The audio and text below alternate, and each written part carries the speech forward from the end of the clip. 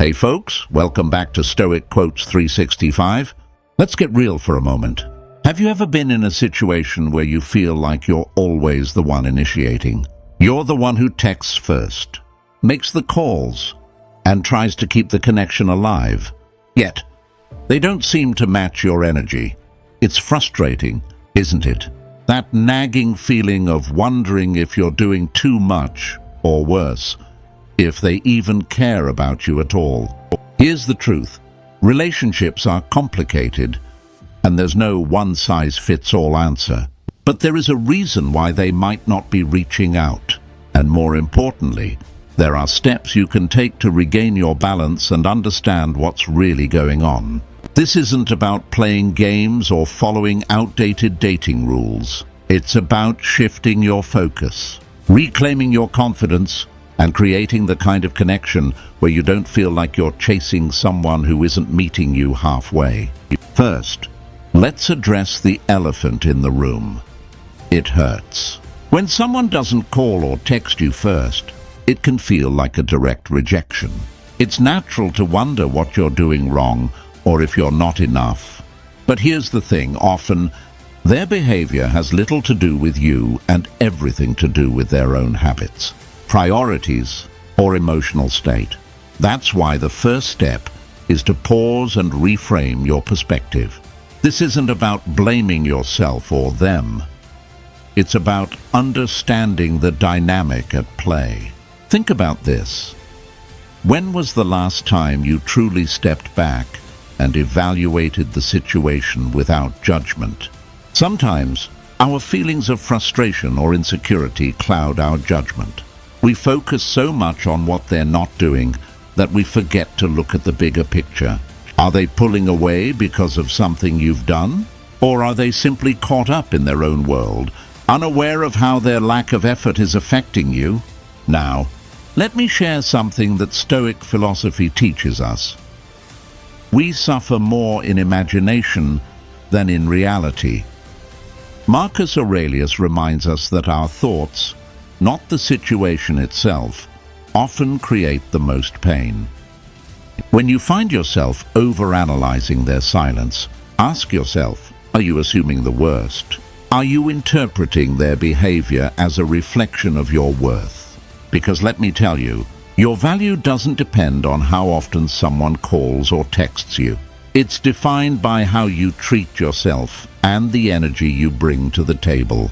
This brings me to a critical shift in mindset. Stop chasing. I know it's easier said than done, but chasing someone who isn't reciprocating your effort only leaves you feeling drained and undervalued. Instead, redirect that energy back to yourself. This isn't about being cold or cutting them off. It's about focusing on your own growth, interests, and happiness. When you pour into your own life, you naturally create an aura of confidence and independence that's incredibly attractive. But what if the lack of communication isn't about them being disinterested, but simply unaware? Communication is key, folks. Sometimes, the other person might not realize that their lack of effort is bothering you. Open and honest conversations can do wonders in clearing up misunderstandings. Approach them with curiosity, not accusation. For example, instead of saying, "Why don't you ever text me first?" you could say, "I've noticed I'm usually the one to reach out, and I wanted to know how you feel about that." This invites dialogue rather than defensiveness. Still, there's a fine line between communicating your needs and demanding change. Ultimatums rarely work. They create pressure rather than understanding. Instead, focus on setting boundaries that honor your time and energy.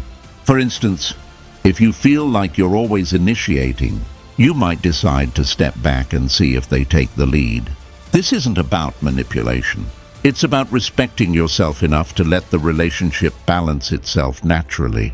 And here's the hardest truth. Sometimes, you have to be willing to walk away.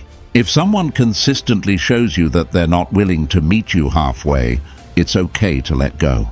This doesn't mean you failed. It means you recognized your worth and chose to prioritize connections that bring mutual respect and effort. Walking away isn't about giving up. It's about choosing yourself. Before we dive deeper into each of these steps, let me ask you this. How often do you put your needs on hold just to keep someone else comfortable? Because that stops today. By the end of this video, you'll have the tools and mindset to approach this situation with clarity and strength.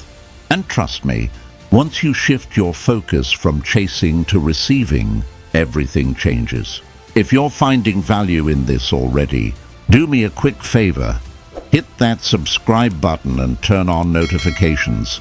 It's a small action that helps this channel grow and allows us to keep bringing you insights that truly make a difference. Plus, you'll be the first to know when new content drops, so you never miss out. All right, folks, let's get into the first step. How stepping back and evaluating the situation can completely change the game. Stay with me, you don't want to miss this. Number 1. Take a step back to gain clarity. All right, folks, let's start with a truth that's as challenging as it is necessary. When someone never calls or texts you first, your initial move shouldn't be to chase them, explain yourself, or demand answers. Instead, the most powerful step you can take is to pause and step back. It might feel counterintuitive, but stepping back gives you the space to assess the situation clearly and regain control of your emotions and actions. Why is stepping back so important? Because when you're too close to a situation, constantly checking your phone, overthinking their silence, or replaying every interaction, you lose perspective. Your emotions take over, and it becomes nearly impossible to see things for what they truly are. By stepping back, you create distance not only physically, but emotionally, allowing yourself to process the situation rationally instead of reactively. Now, let's break this down further. When you're always the one initiating, it's natural to feel undervalued. You might wonder, am I not important to them? Why don't they care enough to reach out? But before jumping to conclusions, stepping back helps you evaluate the dynamic without the haze of frustration or insecurity. Is their lack of effort a reflection of their character, their priorities, or something else entirely? Or is it possible that your expectations are misaligned with their communication style? These are questions you can't answer unless you give yourself the space to reflect. Stepping back also shifts the balance of energy in the relationship. When you're always the one making an effort, it creates an unspoken dynamic where they don't need to reciprocate. It's not that they don't care, it's often that they've become accustomed to you carrying the weight of communication. By pulling back, you disrupt this pattern and give them the opportunity to step forward. If they value the connection, they'll notice the change and respond. And if they don't, that tells you something just as valuable. Let's consider an example. Imagine you're texting someone every day, asking how they're doing, initiating plans, and trying to keep the connection alive. They respond, but only minimally, and rarely initiate themselves. Over time, this starts to feel one-sided. Instead of continuing to pour your energy into the situation, stepping back allows you to see if they'll take the initiative when the ball is in their court. It's not about playing games. It's about creating space for mutual effort. Here's where Stoic philosophy offers guidance. Marcus Aurelius said, "You have power over your mind, not outside events. Realize this, and you will find strength." This wisdom reminds us that we can't control how others act, but we can control how we respond. Stepping back isn't about manipulating them into reaching out. It's about reclaiming your own sense of peace and stability. It's about recognizing that your worth isn't tied to someone else's actions. But let's address the fear that often comes with stepping back. What if they forget about me? What if stepping back pushes them away? The truth is, someone who truly values you won't forget you just because you take a step back. In fact, your absence can often highlight your importance in their life. It creates a moment of reflection for them, allowing them to realize what they might be taking for granted. As you step back, focus on redirecting your energy toward yourself. Instead of obsessing over their lack of communication, pour that energy into something that brings you joy or fulfillment. Reconnect with hobbies, spend time with friends, or explore new interests. Not only does this help you maintain a sense of balance, but it also reinforces your independence, an incredibly attractive quality. Finally, stepping back allows you to evaluate the relationship from a place of strength rather than neediness. Is this connection truly meeting your needs? Are you both putting in equal effort? By creating this space, you're better equipped to make decisions that align with your values and well-being. To wrap this up, stepping back isn't about withdrawing or giving up. It's about creating clarity, balance, and space for the relationship to grow naturally. It allows you to protect your energy while also giving the other person a chance to step up. Remember, relationships are partnerships, not one-person shows. When you step back, you invite balance, effort, and mutual respect into the equation. Comment below, "I honor my worth." Let's affirm our commitment to valuing ourselves and creating connections built on mutual effort and respect. Number 2. Aligning expectations with reality. All right, folks, let's dive into a key part of why unmet communication feels so frustrating: expectations.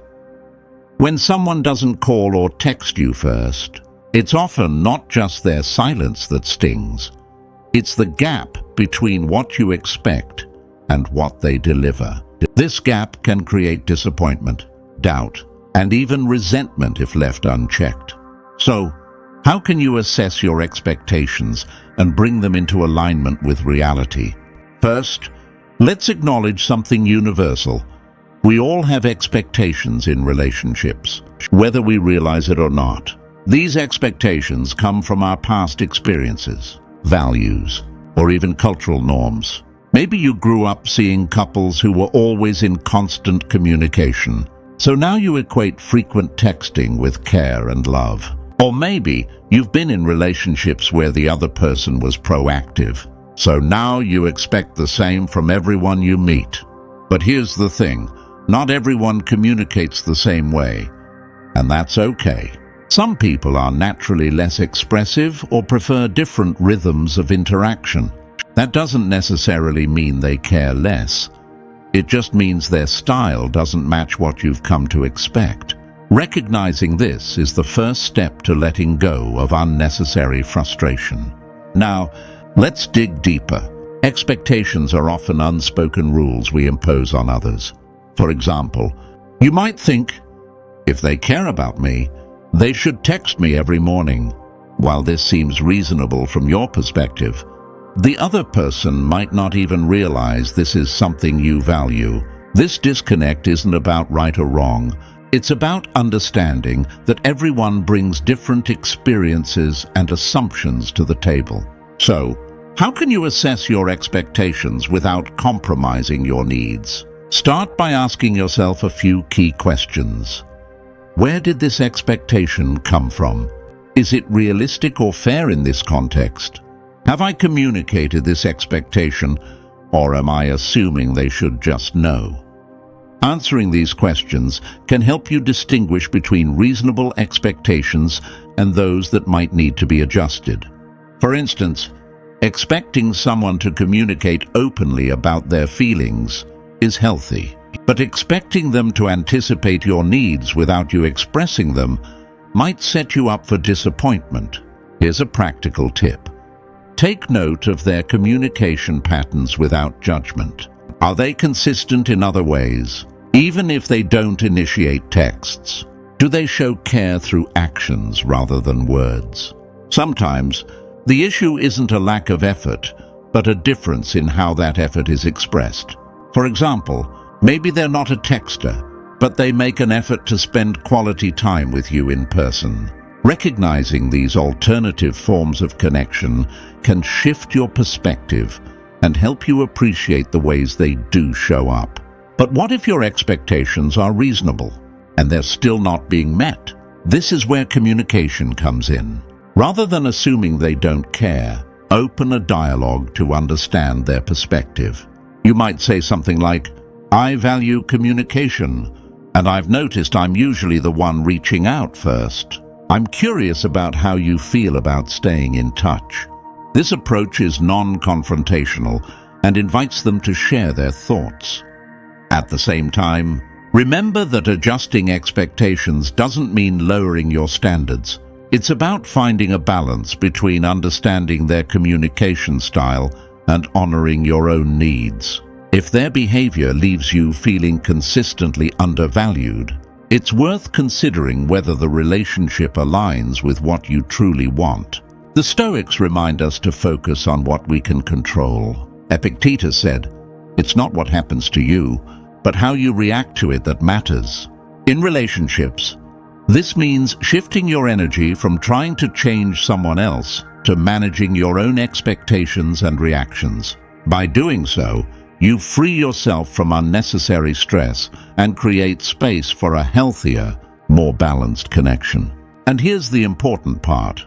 By assessing and aligning expectations, you give yourself the clarity to move forward with confidence. Whether that means continuing to build the relationship or recognizing when it's time to step back. Comment below. I align my expectations. Let's affirm our commitment to clarity and balance in our relationships. Up next, we'll explore how not taking things personally can transform the way you approach these situations. Trust me, you don't want to miss this. Number 3, learning not to take it personally. All right, folks, let's talk about something that's easier said than done, but can transform how you view relationships. Learning not to take things personally. When someone doesn't call or text you first, it's natural to feel hurt or question your worth. But here's the truth. Most of the time, their behavior has far more to do with what's going on in their own life than anything about you. Once you embrace this perspective, you free yourself from unnecessary pain and self-doubt. Why do we take things personally in the first place? It's because we're wired to seek validation from others. When someone doesn't reach out, it feels like a rejection, even if it's not intended that way. Our minds jump to conclusions. Did I do something wrong? Are they not interested in me anymore? This self-focused narrative is exhausting and often inaccurate. Here's the reality. People are complex. They have their own struggles, distractions, and priorities that influence how they interact with others. Maybe they're overwhelmed at work, dealing with personal challenges, or simply not as tuned into the relationship as you are. Their lack of communication is rarely a reflection of your worth. It's a reflection of where they are in their own life. Let's consider an example. Imagine you text a friend or someone you're dating, and they take hours or even days to respond. Your first instinct might be to feel ignored or unimportant. But what if, instead of assuming the worst, you paused and considered their perspective? Maybe they're juggling a busy schedule, or maybe texting just isn't their preferred way of communicating. By not taking it personally, you open the door to understanding rather than resentment. The Stoics offer invaluable wisdom here. Epictetus said, "It's not what happens to you, but how you react to it that matters." Well, this means that while you can't control someone else's actions, you have complete control over your response. Instead of letting their silence hurt you, choose to see it as neutral. Their behavior doesn't define you. Your reaction does. One practical way to shift your mindset is to practice self-awareness. When you feel hurt by their lack of communication, pause and ask yourself, what story am I telling myself about this situation? Is it true? Often, you'll realize that your assumptions are based on emotions rather than facts. For instance, just because they didn't text first doesn't mean they're not thinking about you. Another helpful approach is to focus on empathy. Instead of seeing their silence as neglect, consider what they might be experiencing. Are they stressed, distracted, or simply unaware of how their actions are affecting you? Empathy allows you to approach the situation with curiosity rather than judgment. You might even find that their lack of communication has nothing to do with you at all. But let's be clear, not taking things personally doesn't mean ignoring your own needs. If their behavior consistently leaves you feeling undervalued, it's important to address it. Communicate your feelings honestly but calmly. For example, you could say, "I've noticed that I'm often the one initiating our conversations, and I'd love for it to feel more balanced. How do you feel about that?" This invites dialogue rather than confrontation. At the same time, remember that their response, or lack thereof, doesn't define your worth. One of the most empowering realizations is that you don't need someone else's validation to feel good about yourself. Your value isn't tied to how often someone reaches out. It's rooted in how you view and treat yourself. Finally, let's talk about what happens when you stop taking things personally. You free yourself from the emotional roller coaster of overthinking and self-blame. Instead of being consumed by what they're not doing, you can focus on what you can control: your happiness, your growth, and your relationships with people who do value you. To wrap this up, learning not to take things personally is a skill that requires practice, but it's worth every effort. By shifting your focus from self-doubt to self-awareness and empathy, you create a healthier mindset that benefits every relationship in your life. Remember, their actions are about them, not you. Comment below, "I release self-doubt." Let's affirm our commitment to letting go of unnecessary pain and embracing self-confidence. Next, we'll explore why focusing on your own growth can shift the entire dynamic of your relationships. Stay tuned. You don't want to miss this. Number 4, prioritize your growth and inner strength. All right, folks, let's shift our focus to something incredibly empowering: prioritizing your own growth. When you feel like you're the one always initiating, it's easy to get caught up in thoughts of why the other person isn't putting in the same effort. But here's the truth. There's something far more productive and fulfilling you can do. Turn that energy inward and focus on becoming the best version of yourself. When you prioritize your own growth, you not only transform how you feel about yourself, but also how others perceive you. Confidence, independence, and purpose are magnetic qualities. When people see that you're deeply invested in your own life, they're naturally drawn to your energy. It's not about making them chase you. It's about creating a life so vibrant and fulfilling that they want to be part of it. So, where do you start? First, take an honest look at your life. Are there areas you've been neglecting because you've been too focused on this relationship? Maybe it's your career, hobbies, or personal health. Reinvesting in these areas not only gives you a sense of accomplishment, but also shifts your focus away from the other person's actions. When you're busy thriving, you'll find you have less time to worry about why they aren't texting you back. Next, consider exploring new interests or rediscovering old ones. Have you ever wanted to learn a new skill, pick up a creative hobby, or dive into a subject you've always been curious about? Now is the perfect time.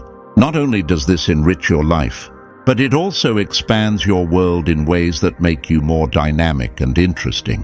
When you're passionate about your own pursuits, it shows, and people can't help but notice. But growth isn't just about external achievements. It's also about inner work.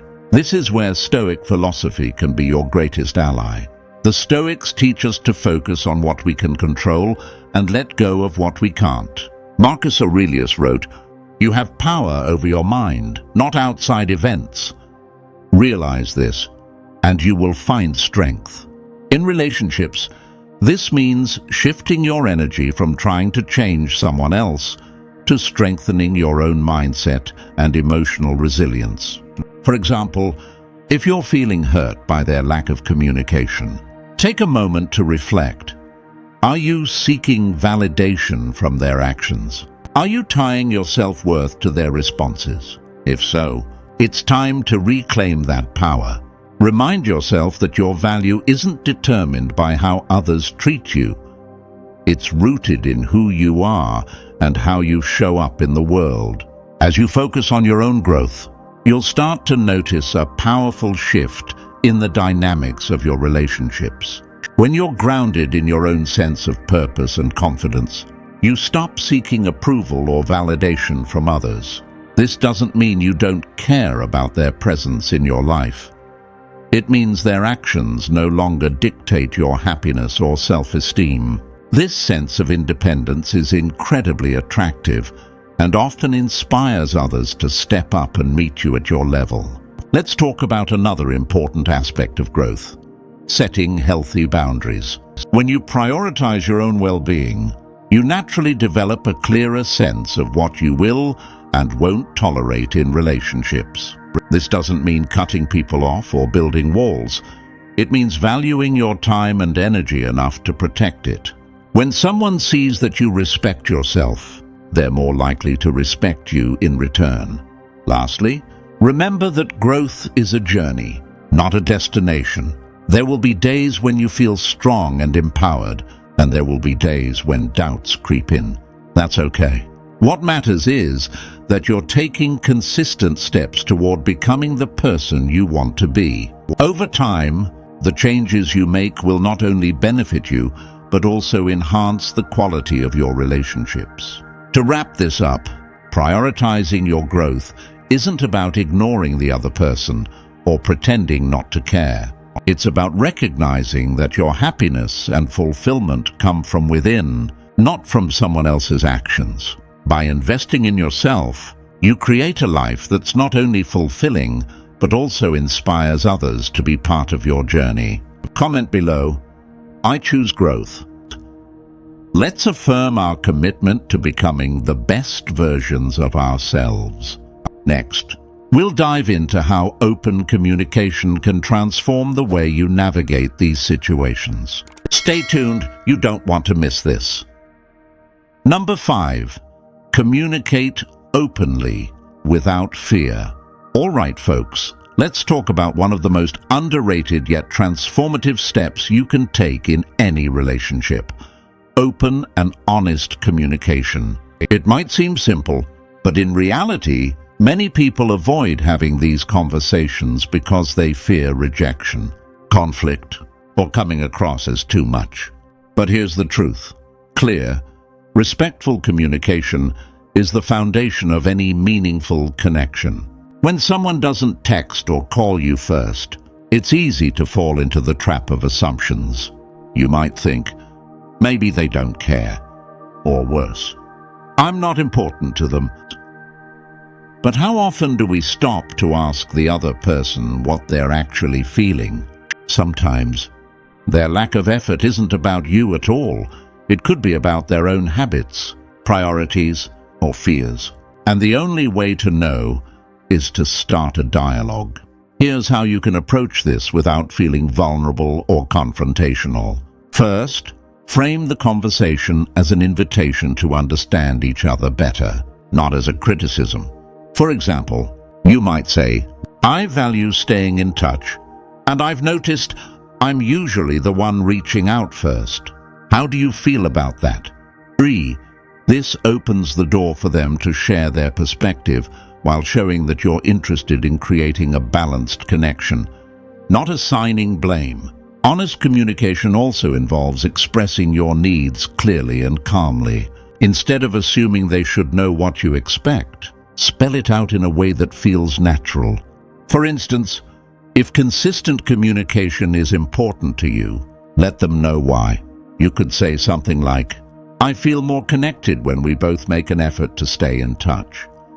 It helps me feel valued and strengthens our relationship. But here's the catch. Communication isn't just about talking, it's also about listening. When they share their perspective, resist the urge to interrupt or defend yourself. Instead, try to understand where they're coming from. Maybe they struggle with expressing themselves, or perhaps they've had past experiences that make them hesitant to reach out. Listening without judgment not only fosters trust, but also helps you see the situation more clearly. Now, let's address a common fear. What if they don't respond the way I hope? The reality is, not everyone will meet you with the same level of openness or effort, and that's okay. What matters is that you've taken the step to communicate your needs honestly. If they're unwilling to engage in the conversation or dismiss your feelings, that tells you something important about the dynamic. Another powerful aspect of open communication is that it sets the tone for how you want to be treated. By expressing your needs and values, you establish a standard of respect and effort. This doesn't mean you're demanding perfection. It means you're showing them what a healthy, mutually fulfilling relationship looks like. Before we move on, let's take a moment to reflect. How often do you hold back from expressing your thoughts because you're afraid of how the other person will react? Remember, your feelings are valid, and sharing them is an act of self-respect. By communicating openly, you not only honor yourself, but also give the relationship a chance to grow in authenticity and depth. If this resonates with you, let me know in the comments.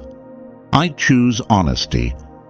Let's affirm our commitment to clear and meaningful connections. And hey, if you're enjoying this and want more insights like these, make sure to hit that subscribe button and turn on notifications. Your support helps this channel grow and allows me to bring you even more valuable content. So go ahead, subscribe now, and let's keep this journey going together. Number 6. Establish boundaries with respect, not ultimatums. All right, folks, let's dive into something many of us struggle with: setting boundaries. When someone doesn't call or text you first, it's easy to feel frustrated or unappreciated. But here's the key. Boundaries are not about controlling the other person. Instead, they're about respecting yourself enough to define what you will and won't tolerate in a relationship. Boundaries aren't walls to keep people out. They're guidelines that teach others how to treat you. For instance, if you're always the one initiating conversations, it's okay to express that you'd like more effort from them. The trick is to communicate your feelings without blame or accusations. You might say, "I love connecting with you, and I'd feel even more valued if you reached out sometimes too."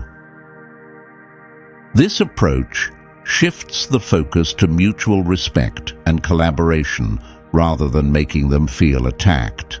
But what happens if they don't respond to your boundary? That's when the true strength of boundaries comes into play. Setting boundaries isn't about forcing others to change. It's about showing yourself that your energy and time are valuable. If they can't meet you halfway, it's okay to take a step back and prioritize relationships where you feel equally appreciated. The beauty of boundaries is that they empower you to protect your emotional well-being. Instead of feeling drained by one-sided effort, you create a healthier dynamic where your needs are just as important as theirs. Even if the other person doesn't change, setting boundaries shows that you value yourself, which is incredibly attractive and liberating. Here's an example. If someone rarely initiates contact, you might decide to pull back on how often you reach out and see if they step up. This isn't about manipulation. It's about creating space for clarity. If they make an effort, great. If not, it's a sign to redirect your energy toward people who value your presence. Remember, the Stoics teach us to focus on what we can control.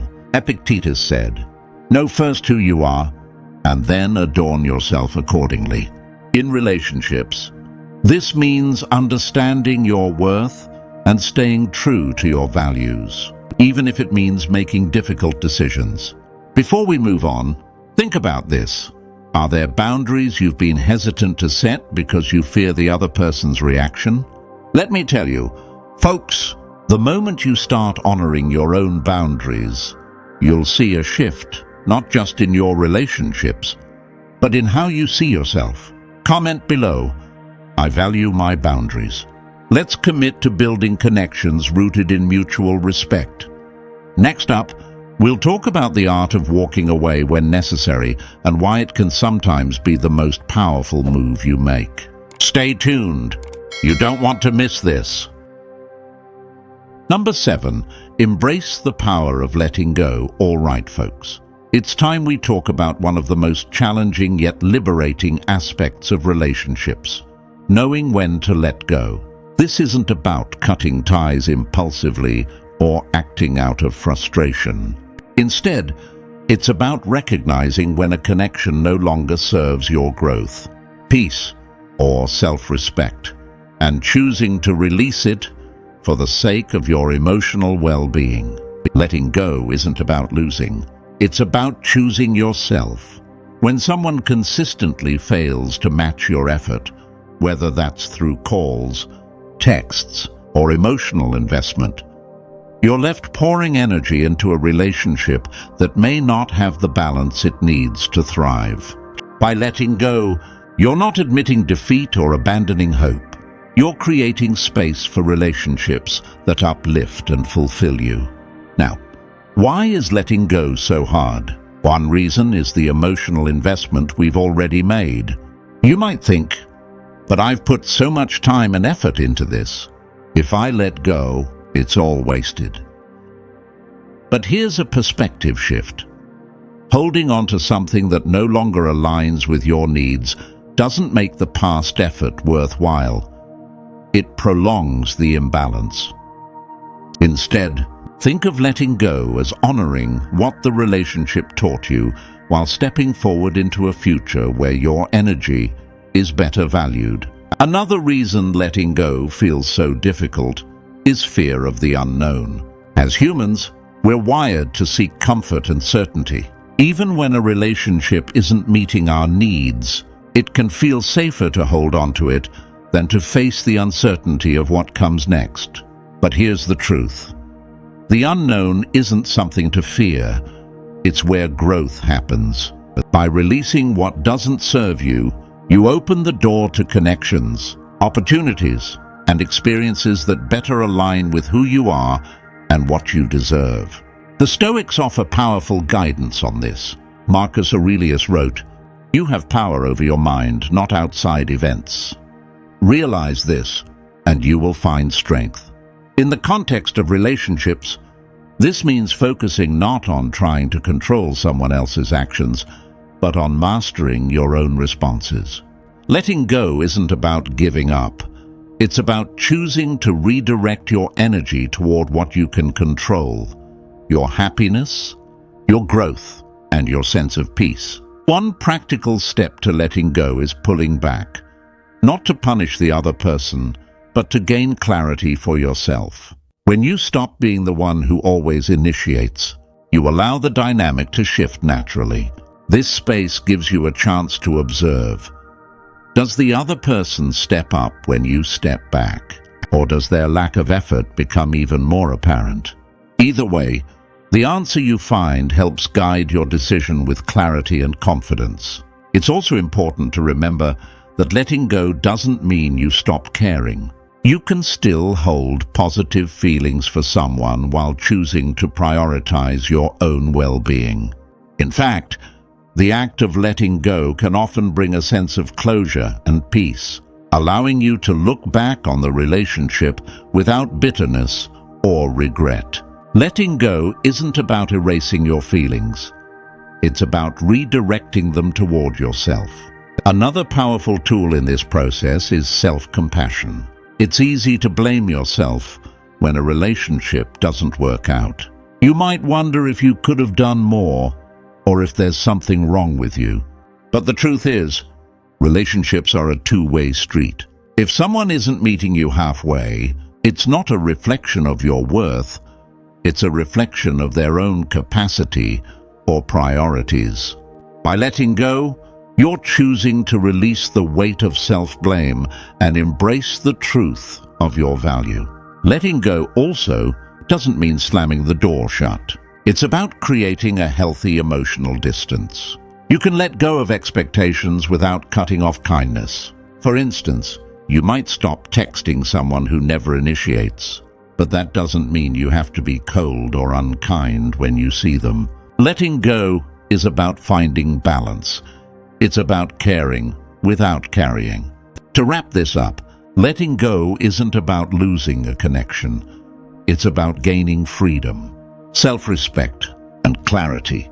It's about stepping into a future where your energy is met with effort, your presence is valued, and your relationships reflect your worth. Letting go is one of the most profound acts of self-love, and it's a reminder that you are always worthy of connections that uplift and empower you. Thank you for spending your time with us today. Remember, the power to create meaningful connections starts with valuing yourself first. If this video resonated with you, let me know your thoughts in the comments below. And don't forget to like, subscribe, and turn on notifications so you never miss more insights on mastering relationships with confidence and clarity. Until next time, take care and keep growing.